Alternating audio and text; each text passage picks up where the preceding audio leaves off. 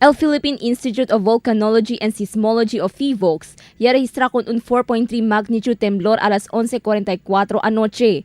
Según con Engineer Eduardo Lauron, ya sinti con el intensity 2 en ciudad de Zamboanga, pero no hay con este sinti mayoría del mga vivientes.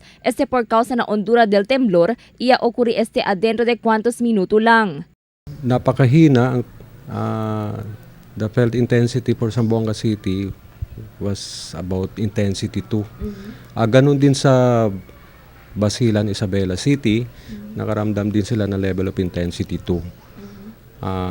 Hindi gaano malakas po to kasi yung depth of focus of an earthquake na sinasabi natin ay nasa 34 kilometers from the epicenter.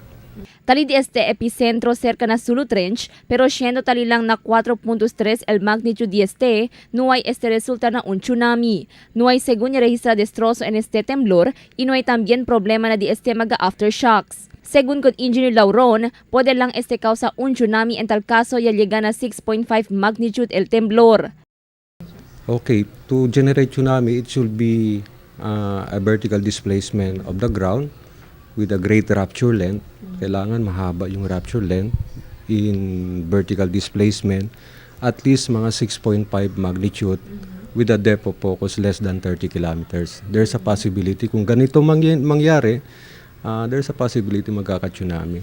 Pero for the earthquake that happened last night, 4.3, 34 kilometers, wala tayong problema sa tsunami po. Además, el PHIVOLCS sa continua manda acorda na publiko el necesidad para pirmi está preparado. Protege según con di ila cuerpo durante un temblor y busca más librado lugar donde puede evacuar después un fuerte temblor. Doble alerto también según para na mga residente sa cerca na mar en tal caso ocurri fuerte temblor. Enseguida se evacua para na mga altura lugar a ver queda librado en tal caso el segunda un tsunami después el fuerte temblor.